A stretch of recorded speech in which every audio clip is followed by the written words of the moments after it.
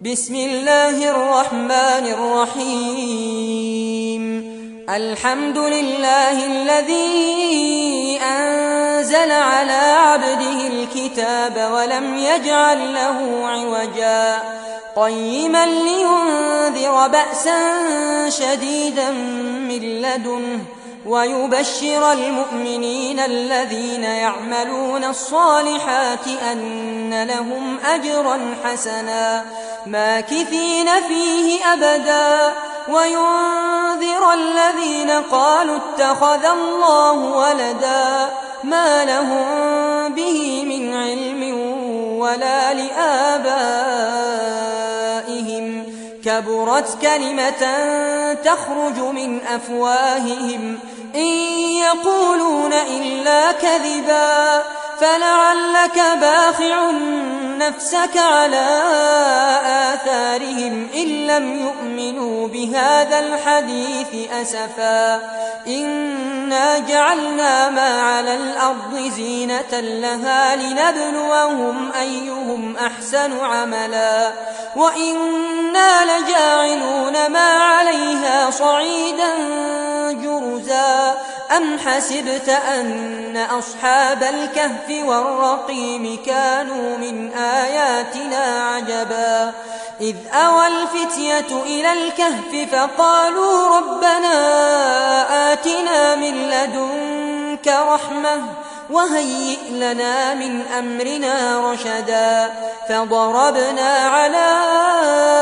آذانهم في الكهف سنين عددا ثم بعثناهم لنعلم أي الحزبين أحصى لما لبثوا أمدا نحن نقص عليك نبأهم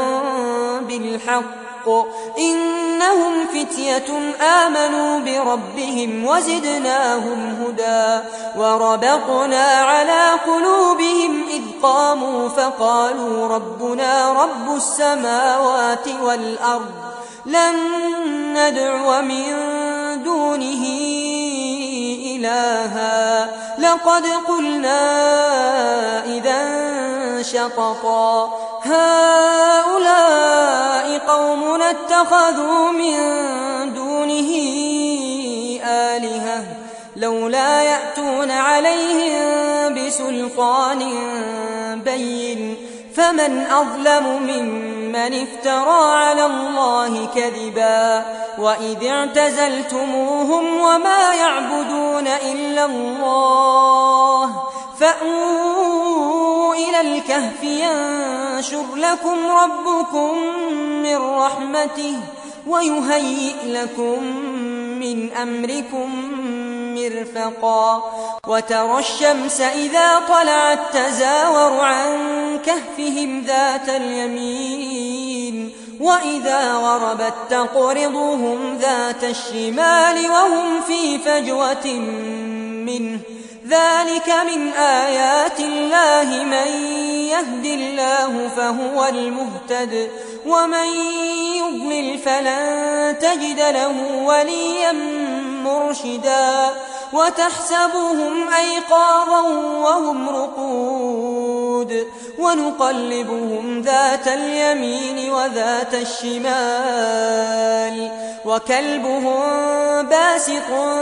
ذراعيه بالوصيد لو اطلعت عليهم لوليت منهم فرارا ولملئت منهم رعبا وكذلك بعثناهم ليتساءلوا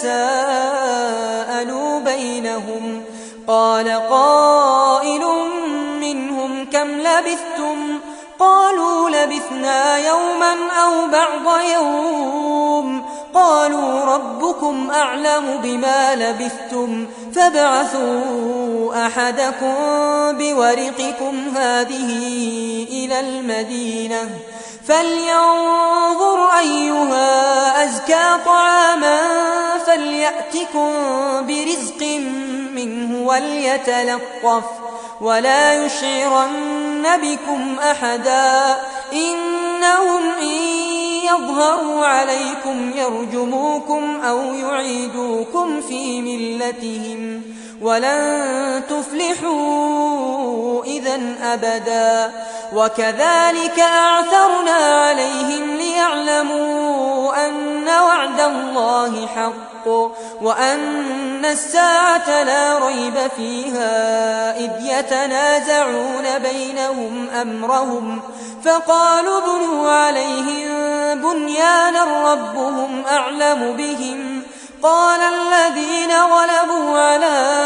أمرهم لنتخذن عليهم مسجدا سيقولون ثلاثة رابعهم كلبهم ويقولون خمسة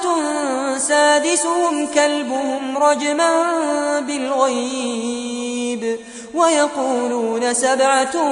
وثامنهم كلبهم قل ربي أعلم بعدتهم ما يعلمهم إلا قليل فلا تمار فيهم إلا مراء ظاهرا ولا تستفت فيهم منهم أحدا ولا تقولن لشيء إني فاعل ذلك غدا إلا أن يشاء الله واذكر ربك إذا نسيت وقل عسى أن يهديني ربي لأقرب من هذا رشدا ولبثوا في كهفهم 300 سنين وازدادوا 9 قل الله أعلم بما لبثوا له غيب السماوات والأرض أبصر به وأسمع ما لهم من دونه من ولي ولا يشرك في حكمه أحدا واتل ما أوحي إليك من كتاب ربك لا مبدل لكلماته ولن تجد من دونه ملتحدا واصبر نفسك مع الذين يدعون ربهم بالغداة والعشي يريدون وجهه ولا تعد عيناك عنهم تريد زينة الحياة الدنيا ولا تطع من أغفلنا قلبه عن ذكرنا واتبع هواه وكان أمره فرطا وقل الحق من ربكم فمن شاء فليؤمن ومن شاء فليكفر إنا أعتدنا للظالمين نارا أحاط بهم سرادقها وإن يستغيثوا يغاثوا بماء كالمهل يشوي الوجوه بئس الشراب وساءت مرتفقا إن الذين آمنوا وعملوا الصالحات إنا لا نضيع أجر من أحسن عملا أولئك لهم جنات عدن تجري من تحتهم الأنهار يحلون فيها من أساور من ذهب ويلبسون ثيابا خضرا من سندس وإستبرق متكئين فيها على الأرائك نعم الثواب وحسنت مرتفقا واضرب لهم مثل الرجلين جعلنا لأحدهما جنتين من أعناب وحففناهما بنخل وجعلنا بينهما زرعا كلتا الجنتين آتت أكلها ولم تظلم منه شيئا وفجرنا خلالهما نهرا وكان له ثمر فقال لصاحبه وهو يحاوره أنا أكثر منك مالا وأعز نفرا ودخل جنته وهو ظالم لنفسه قال ما أظن أن تبيد هذه أبدا وما أظن الساعة قائمة ولئن رددت إلى ربي لأجدن خيرا منها منقلبا قال له صاحبه وهو يحاوره أكفرت بالذي خلقك من تراب ثم من نطفة ثم سواك رجلا لكن هو الله ربي ولا أشرك بربي أحدا ولولا إذ دخلت جنتك قلت ما شاء الله لا قوة إلا بالله إن ترني أنا أقل منك مالا وولدا فعسى ربي أن يؤتيني خيرا من جنتك ويرسل عليها حسبانا من السماء فتصبح صعيدا زلقا أو يصبح ماؤها غورا فلن تستطيع له طلبا وأحيط بثمره فأصبح يقلب كفيه على ما أنفق فيها وهي خاوية على عروشها ويقول يا ليتني لم أشرك بربي أحدا ولم تكن له فئة ينصرونه من دون الله وما كان منتصرا هنالك الولاية لله الحق هو خير ثوابا وخير عقبا واضرب لهم مثل الحياة الدنيا كماء إن أنزلناه من السماء فاختلط به نبات الأرض فأصبح هشيما تذروه الرياح وكان الله على كل شيء مقتدرا المال والبنون زينة الحياة الدنيا والباقيات الصالحات خير عند ربك ثوابا وخير أملا ويوم نسير الجبال وترى الأرض باردة وحشرناهم فلم نغادر منهم أحدا وعرضوا على ربك صفا لقد جئتمونا كما خلقناكم أول مرة بل زعمتم أن لن نجعل لكم موعدا ووضع الكتاب فترى المجرمين مشفقين مما فيه ويقولون يا ويلتنا ما لهذا الكتاب لا يغادر صغيرة ولا كبيرة إلا أحصاها ووجدوا ما عملوا حاضرا ولا يظلم ربك أحدا وإذ قلنا للملائكة اسجدوا لآدم فسجدوا إلا إبليس كان من الجن ففسق عن أمر ربه أفتتخذونه وذريته أولياء من دوني وهم لكم عدو بئس للظالمين بدلا ما أشهدتهم خلق السماوات والأرض ولا خلق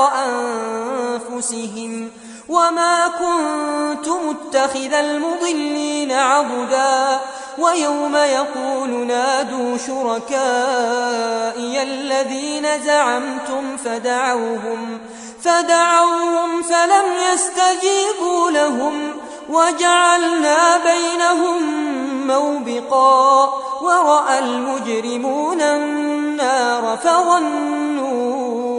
أنهم مواقعوها ولم يجدوا عنها مصرفا ولقد صرفنا في هذا القرآن للناس من كل مثل وكان الإنسان أكثر شيء جدلا وما منع الناس أن يؤمنوا إذ جاءهم الهدى ويستغفروا ربهم إلا أن تأتيهم سنة الأولين أو يأتيهم العذاب قبلا وما نرسل المرسلين إلا مبشرين ومنذرين ويجادل الذين كفروا بالباطل ليدحضوا به الحق واتخذوا آياتي وما أنذروا هزوا ومن أظلم ممن ذكر بآيات ربه فأعرض عنها ونسي ما قدمت يداه إنا جعلنا على قلوبهم أكنة أن يفقهوه وفي آذانهم وقرا وإن تدعهم إلى الهدى فلن يهتدوا إذا أبدا وربك الغفور ذو الرحمة لو يؤاخذهم بما كسبوا لعجل لهم العذاب بل لهم موعد لن يجدوا من دونه موئلا وتلك القرى أهلكناهم لما ظلموا وجعلنا لمهلكهم موعدا وإذ قال موسى لفتاه لا أبرح حتى أبلغ مجمع البحرين أو أمضي حقبا فلما بلغا مجمع بينهما نسيا حوتهما فاتخذ سبيله في البحر سربا فلما جاوزا قال لفتاه آتنا غداءنا لقد لقينا من سفرنا هذا نصبا قال أرأيت إذ أوينا إلى الصخرة فإني نسيت الحوت وما أنسانيه إلا الشيطان أن أذكره واتخذ سبيله في البحر عجبا قال ذلك ما كنا نبغ فارتدا على آثارهما قصصا فوجدا عبدا من عبادنا آتيناه رحمة من عندنا وعلمناه من لدنا علما قال له موسى هل أتبعك على أن تعلمني مما علمت رشدا قال إنك لن تستطيع معي صبرا وكيف تصبر على ما لم تحط به خبرا قال ستجدني إن شاء الله صابرا ولا أعصي لك أمرا قال فإن اتبعتني فلا تسألني عن شيء حتى أحدث لك منه ذكرا فانطلقا حتى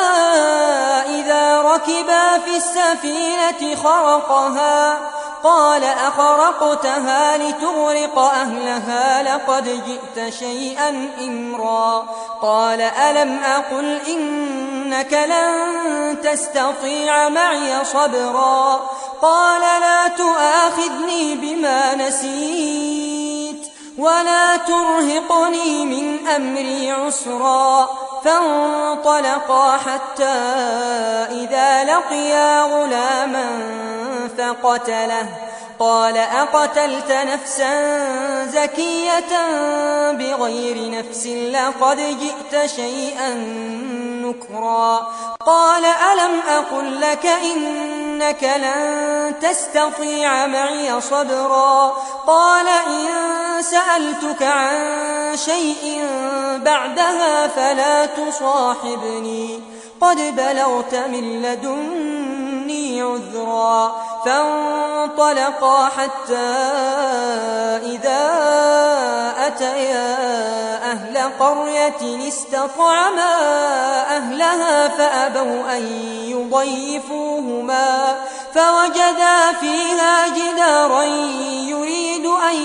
ينقض فأقامه قال لو شئت لاتخذت عليه أجرا قال هذا فراق بيني وبينك سأنبئك بتأويل ما لم تستطع عليه صبرا أما السفينة فكانت لمساكين يعملون في البحر فأردت أن أعيبها وكان وراءهم ملك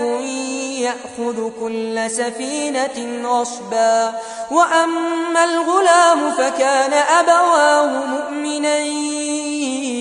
فخشينا أن يرهقهما طغيانا وكفرا فأردنا أن يبدلهما ربهما خيرا منه زكاة وأقرب رحما وأما الجدار فكان لغلامين يتيمين في المدينة وكان تحته كنز لهما وكان أبوهما صالحا فأراد ربك أن يبلغا أشدهما ويستخرجا كنزهما رحمة من ربك وما فعلته عن أمري ذلك تأويل ما لم تسطع عليه صبرا ويسألونك عن ذي القرنين قل سأتلو عليكم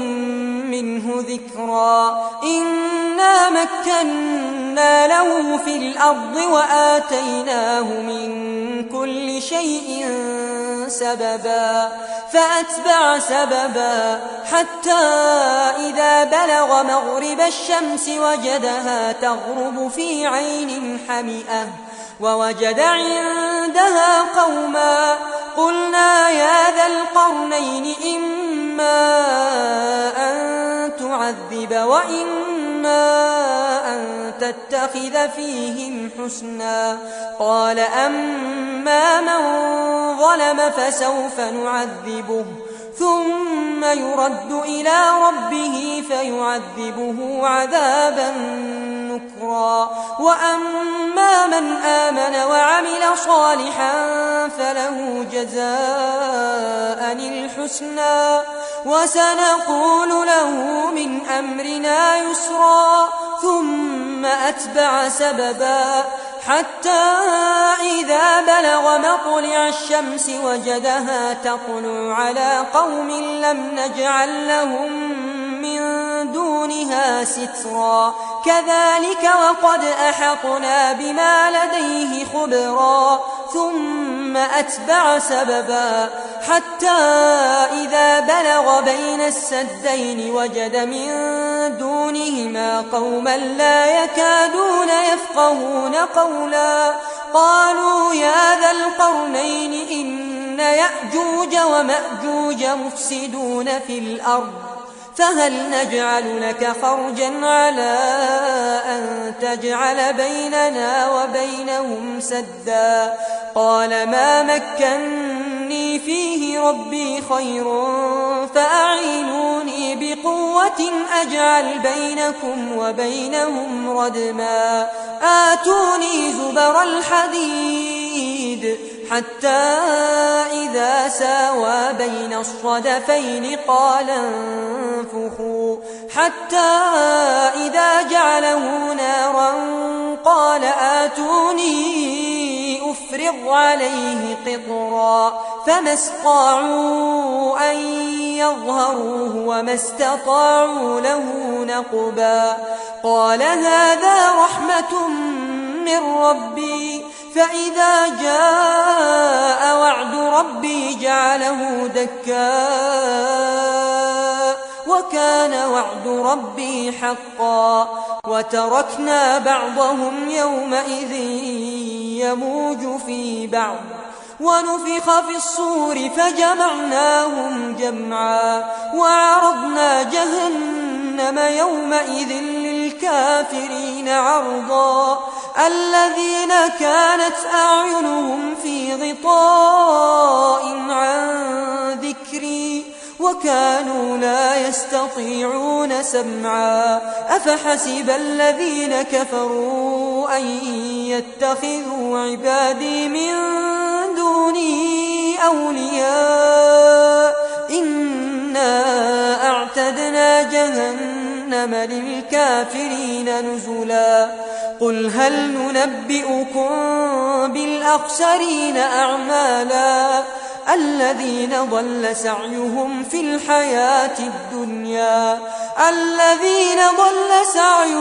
الحياة الدنيا وهم يحسبون أنهم يحسنون صنعا أولئك الذين كفروا بآيات ربهم ولقائه فحبطت أعمالهم فلا نقيم لهم يوم القيامة وزنا ذلك جزاؤهم جهنم بما كفروا واتخذوا آياتي ورسلي هزوا إن الذين آمنوا وعملوا الصالحات كانت لهم جنات الفردوس نزلا خالدين فيها لا يبغون عنها حولا قل لو كان البحر مدادا لكلمات ربي لنفد البحر قبل أن تنفد كلمات ربي ولو جئنا بمثله مددا قل إنما أنا بشر مثلكم يوحى إلي أنما إلهكم إله واحد فمن كان يرجو لقاء ربه فليعمل عملا صالحا ولا يشرك بعبادة ربه أحدا